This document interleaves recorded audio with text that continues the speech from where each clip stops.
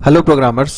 Previous video में आप लोगों ने सीखा था कि किस तरह से हम एक ऐसा फंक्शन बनाएं जो कि एक क्लास का मेंबर हो और दूसरी ही क्लास का फ्रेंड हो वो। आज इस वीडियो में हम लोग कवर करेंगे फ्रेंड क्लास के कॉन्सेप्ट को। तो आइए स्टार्ट करते हैं और देखते हैं कि सी प्लस प्लस में फ्रेंड क्लास क्या होती है, किस तरह से हम इसे बनाएंगे। So guys, in C++, as we create friend function, similarly we can create friend class. So जिस तरह से C++ में हम लोगों ने फ्रेंड फंक्शंस बनाए थे, उसी तरह से हम फ्रेंड क्लास भी क्रिएट कर सकते हैं। All the functions of friend class automatically become the friend function of the class to whom it is friend. Friend class के जितने भी फंक्शंस होते हैं वो दूसरी क्लास के फ्रेंड फंक्शन बन जाते हैं ऑटोमेटिकली, जिसके लिए हम ये फ्रेंड क्लास बना रहे हैं। All functions of friend class can access all public, private and protected members of the class to whom it is friend. तो फ्रेंड क्लास जिस दूसरी क्लास की फ्रेंड है उसके सभी पब्लिक, प्राइवेट या प्रोटेक्टेड मेंबर्स को फ्रेंड क्लास के सभी फंक्शंस के द्वारा यूज लिया जा सकता है। To create a friend class, we declare the class using friend keyword inside the class to whom it is friend. तो फ्रेंड क्लास बनाने के लिए हमें करना क्या होगा? बेसिकली जिस क्लास को हम फ्रेंड बनाना चाह रहे हैं उसे दूसरी क्लास में फ्रेंड कीवर्ड की हेल्प से डिक्लेयर करना होता है। For example, if A and B are two classes and we want to make B as a friend class of A, then we declare the class B using friend keyword inside the class A.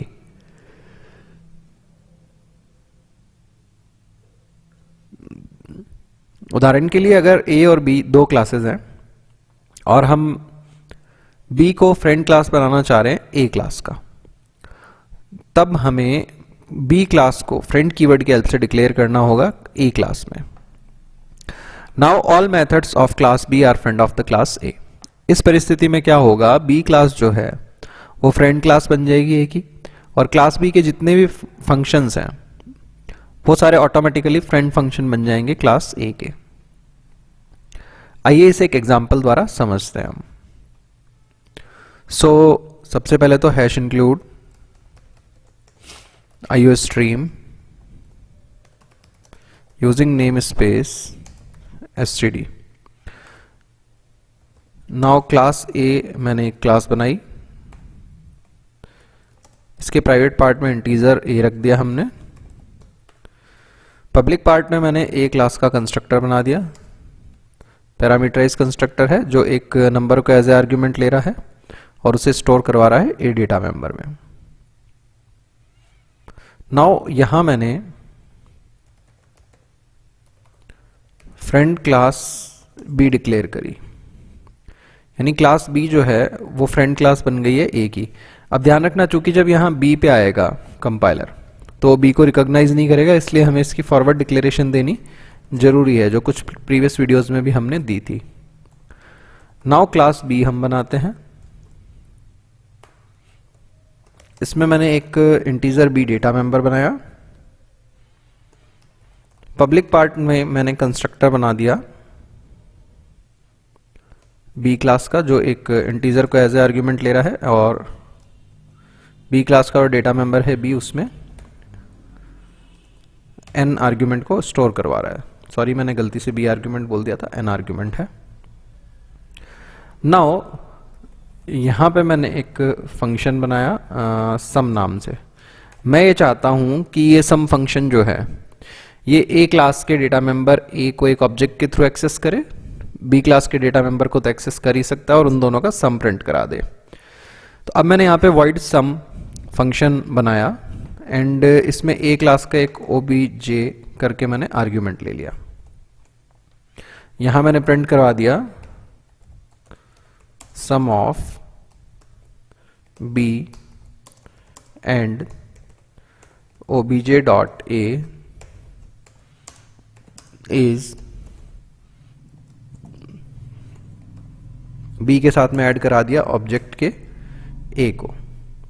Fine guys, ये हमारी class बन गई। Now main के अंदर हम लोगों ने class ए का एक ऑब्जेक्ट बनाया obj1, इसमें वैल्यू हमने पास कर दी 10। बी क्लास का एक ऑब्जेक्ट बनाया हमने obj2, इसमें वैल्यू पास कर दी हमने 20। तो ए और बी दोनों क्लास के ऑब्जेक्ट बन गए। ए क्लास का जो obj1 डेटा मेंबर है, obj1 ऑब्जेक्ट है, उसके डेटा मेंबर ए में वैल्यू आ गई 10। बी क्लास का ऑब्जेक्ट बनाया हमने obj2, इसके डेटा मेंबर बी में वैल्यू आ गई 20। नाउ देखिए बी जो क्लास है वो फ्रेंड क्लास है किसकी, ए की। ये जो बी क्लास है ये फ्रेंड क्लास है ए की। इसका मतलब इसमें जितने भी मेंबर फंक्शन है, लाइक ये सम फंक्शन है, ये ऑटोमेटिकली फ्रेंड फंक्शन हो गया किसका, ए क्लास का बाय डिफॉल्ट। डेफिनेशन में हमने ये देखा था कि जो फ्रेंड क्लास के फंक्शंस होते हैं, जितने भी फंक्शन, वो ऑटोमेटिकली फ्रेंड फंक्शन बन जाते हैं किसके, उस क्लास के जिसके लिए हमने फ्रेंड क्लास डिफाइन करी है। जैसे ए के लिए फ्रेंड क्लास भी है, तो बी के सभी फंक्शन ऑटोमेटिकली फ्रेंड फंक्शन बन गए हैं ए क्लास के। इस वजह से सम के अंदर हमने ए क्लास का एक ऑब्जेक्ट लिया, ठीक है ना। अब जब हम कॉल करेंगे तो obj2.sum, चूंकि मेंबर फंक्शन है किसका, बी क्लास का, और obj1 को एज आर्ग्यूमेंट हमने पास कर दिया, तो obj1 इनिशियलाइज कर देगा इस obj को। नाउ बी तो बी क्लास का मेंबर है, डायरेक्टली एक्सेस हो जाएगा। obj.a इसलिए एक्सेस हो जाएगा, हालांकि a प्राइवेट है डेटा मेंबर ए क्लास में, बट ये एक्सेस इसलिए हो जाएगा क्योंकि सम ऑटोमेटिकली फ्रेंड फंक्शन बन जाएगा ए क्लास का। इसको सेव कर देते हैं, क्लास फ्रेंड नाम से सेव करा हमने। नाउ इसको हम कंपाइल एंड रन करा लेते हैं। आउटपुट इस तरह से आएगा, सम ऑफ 20 एंड 10 इज 30।